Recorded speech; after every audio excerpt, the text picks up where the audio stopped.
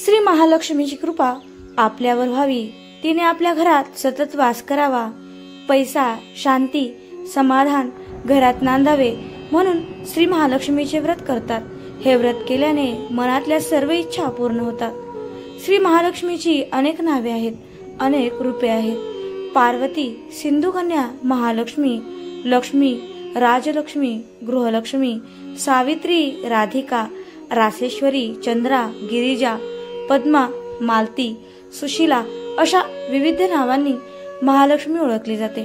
अशा या सर्वभूती असलेल्या महालक्ष्मीची ध्यानी घ्यावी, अशी ही कहाणी आहे द्वापार युगातील आपल्या भारतातील सौराष्ट्र देशात घडलेली।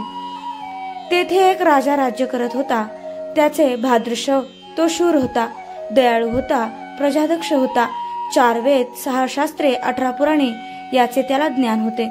अशा त्या राजाच्या राणीचे नाव होते सूरजचंद्रिका। राणी रूपाने सुंदर होती, सुलक्षणी होती आणि पतिनिष्ठ होती। त्यांना एकूण 8 अपत्ये होती, 7 पुत्र आणि त्याच्यानंतर झालेली एक कन्या। राजा राणीने कन्येचे नाव शांबाला असे ठेवले होते। एकदा देवीच्या मनात आले आपण राजाच्या राजप्रसादी राहावे, त्याने राजा सुखी होईल, प्रजेलाही तो आणखी सुख देईल। गरीबाकडे राहिले तर सगळ्या संपत्तीचा तो एकटा उपभोग घेईल, म्हणून देवीने एका म्हातारीचे रूप घेतले। फाटकी वस्त्रे ल्याली, आधारासाठी काठी घेतली आणि काठी टेकत टेकत ती राणीच्या महालाच्या दाराशी आली। तिला पाहताच एक दासी पुढे आली। तिने म्हातारीला विचारले, कोण ग बाई तू? कुठून आलीस? काय काम काढलंस? तुझं नाव काय? गाव काय? काय हवं तुला? म्हातारीचे रूप घेतलेले महालक्ष्मी म्हणाली, माझं नाव कमलाबाई, द्वारकेला राहते, तुझ्या राणीला भेटायला आले। कुठे आहे ती? दासी म्हणाली, राणी साहेब महालात आहेत, त्यांना सांगायला गेले तर त्या माझ्यावरच रागवतील, तुला त्या कशा भेटतील? तुझा अवतार पाहून तुला त्या हाकलूनच देतील, तू इथेच थोडा वेळ थांब, आडोशाला थांब। म्हातारीला राग आला, ती संतापून म्हणाली, तुझी राणी गेल्या जन्मी एका वैश्याची पत्नी होती, तो वैश्य फार गरीब होता, त्यावरून त्या दोघांची नेहमी भांडणं कटकट होत असे। नवरा तिला मारहाणही करी। ह्या त्रासाला कंटाळून एक दिवस ती घर सोडून गेली आणि जंगलात उपाशी तापाशी भटकू लागली। तिची ती अवस्था पाहून मला तिची दया आली। मी तिला ऐश्वर्य, सुख आणि संपत्ती देणाऱ्या श्री महालक्ष्मीच्या व्रताची माहिती सांगितली। त्याप्रमाणे तिने ते व्रत केले।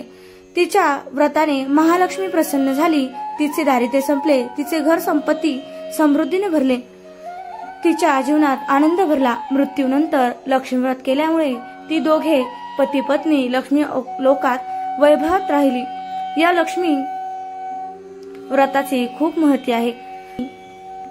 त्यांचा जन्म राजकुळात झाला आहे। देवीच्या कृपेने ती आता राणीपदावर बसली आहे। म्हातारीचे बोलणे ऐकून दासीच्या मनात जिज्ञासा निर्माण झाली। तिने म्हातारीला पाणी दिले, नमस्कार केला आणि म्हणाली, मला सांगाल का हे व्रत?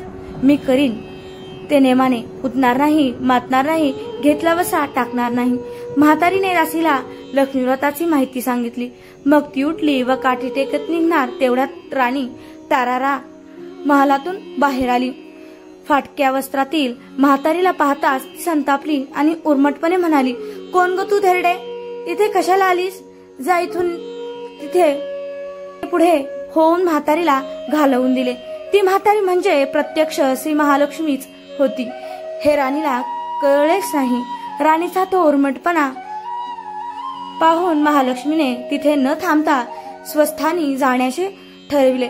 राणीचा महाल सोडून म्हातारी निघणार तोच एक मुलगी लगबगीने बाहेर आली। ती मुलगी होती राजकन्या शांबाला। तिने येऊन म्हातारीला नमस्कार केला आणि कळवळून म्हणाली, आजी रागवू नका, माझी आई चुकली, तिच्यासाठी मला क्षमा करा, मी तुमच्या पाया पडते। राजकन्याचे ते बोलणे ऐकून श्री महालक्ष्मीला तिची दया आली आणि तिने शांबाला लक्ष्मी मातेचे व्रत माहिती सांगितली। तो दिवस मार्गशीर्ष महिन्यातील पहिला गुरुवार होता। पुढे त्या दासीने लक्ष्मी व्रत केले, तिची स्थिती सुधारली। दासी पण सोडून ती संसार सुखाने करू लागली। राजकन्या शांबालेनेही भक्तिभावाने सांगितल्याप्रमाणे श्री महालक्ष्मी व्रत केले। सगळे नेमधर्म पाळून दर गुरुवारी तिने ते व्रत केले। शेवटच्या गुरुवारी उद्यापन केले. लवकरच शांबालाचा विवाह सिद्धेश्वर नावाच्या राजाच्या मालाधर नावाच्या राजपुत्राशी झाला. तिला राजवैभव मिळाले. लक्ष्मीव्रताच्या प्रभावाने तिचा संसार सुख समाधानाचा चालू लागला. पण इकडे भद्रश्राव व राणी चंद्रिका यांना हळूहळू वाईट दिवस दिसायला लागले. त्यांचे राज्य गेले. त्यांचे सगळे वैभव ऐश्वर्य लयाल गेले. चंद्रिका राणी होती ती स्थिती आता बदलली होती. अन्न पाण्यालाही ती महाग झाली होती. भद्रश्रवाला फार वाईट वाटते, पण तो तरी काय करणार. एक एक दिवस चिंतेने उगवत होता, तसाच तो मावळत देखील होता. एक दिवस भाद्रश्रवाला वाटले मुलीकडे जावे, तिला पाहावे आणि 4-8 दिवस तिच्याकडे राहावे. त्याप्रमाणे तो जावयाच्या राज्यात आला. चालून चालून तो खूप दमला होता, म्हणून थोडा वेळ विश्रांती घेण्यासाठी तो एका नदीच्या काठी बसला होता. राणीची दासी नदीवर येत होते. तिने भद्रश्रवाला ओळखले. दासी धावत धावत महालात गेली. राजाला बातमी सांगितली. शांबालाही समजले. शांबाला आणि मालाधराने रथ पाठवून भद्रश्रवाला मोठ्या मान सन्मानाने राजवाड्यात आणले आणि त्यांचा आदर सत्कार केला. काही दिवस जावयाच्या आणि मुलीच्या पाहुणचार घेत भद्रश्राव राजवाड्यात राहिला. आता परत जायचे विचार त्याच्या मनात खेळू लागले. जावयाला त्याने तसे सांगितले. जावयाने भद्रश्राव परत जायला निघाला तेव्हा शांबालेने एक हंडा भरून धन पित्याला दिले. तो हंडा घेऊन भद्रश्राव घरी आला. मुलीने धनाने भरलेला हंडा दिला आणि हे ऐकून सूरजचंद्रिकेचा आनंद गगनात माविना. घाईघाईने तिने हंड्यावरचे झाकण काढले. आत पाहते तर काय, हंड्यात धन नव्हतेच, होते ते फक्त कोळसे. महालक्ष्मीच्या अवकृपेने हंड्यातल्या धनाचे कोळसे झाले होते. चंद्रकीने कपाळावर हात मारून घेतला. भद्रश्रवा हा चमत्कार पाहून चकित झाला होता. दुःखाचे दिवस संपत नव्हते, दारिद्र्याचे भोग सुटत नव्हते. सूरजचंद्रिकेला एक एक दिवस काढताना जीव मेटाकुटीला येत होता. एक दिवस सूरजचंद्रिकेच्या मनातही लेकीला भेटायची इच्छा निर्माण झाली. त्याप्रमाणे ती लेकीच्या घरी जाण्यासाठी निघाली. तो दिवस मार्गशीर्ष महिन्यातला शेवटचा गुरुवार होता. सूरजचंद्रिका लेकीच्या घरी पोहोचली तेव्हा शांबाला व्रताचे उद्यापन करीत होती. शांबालेने आईकडूनही महालक्ष्मी व्रत करवून घेतले. 4 दिवस मुलीकडे राहून सूरजचंद्रिका परत आपल्या गावी आली. महालक्ष्मी व्रत केल्यामुळे काही दिवसातच त्यांना त्याचे पूर्वीचे वैभव परत मिळाले. राज्यप्राप्ती झाली. पुढे काही दिवसांनी आई वडिलांना भेटण्यासाठी म्हणून शांबाला माहेरी आली. पण बाप भेटायला गेला असताना त्याला शांबालेने कोळसा भरलेला हंडा दिला होता, पण आपल्याला मात्र काहीच दिलं नाही. हा राग राणीच्या मनात होता. त्यामुळे शांबालेचे व्हावे तसे स्वागत कुणी केले नाही. राणीने एक प्रकारे तिचा अपमान केला होता, पण शांबालेला आईचा राग आला नाही. ती पुन्हा आपल्या घरी जाण्यासाठी निघाली. निघताना तिने पूर्वी बापाला दिलेला हंडा परत घेतला, त्यात मीठ भरले व तो हंडा घेऊन ती सासरी निघाली. स्वगृही आल्यावर मालाधराने शांबालेला विचारले, माहेरून काय आणलंस? शांबालेने बरोबर आणलेल्या हंड्याकडे बोट दाखवले. मालाधराने झाकण उघडून आत पाहिले तर हंड्यात मिठाचे खडे होते. मालाधराने चकित होत पत्नीला विचारले, हे काय? या मिठाचा काय उपयोग? शांबाला म्हणाली, थोडं थांबा म्हणजे कळेलच. त्या दिवशी शांबालेने कुठल्याच पदार्थात मीठ घातले नाही. सगळेच पदार्थ अळणी. मालाधार जेवायला बसल्यावर तिने त्याला सगळे पदार्थ वाढले.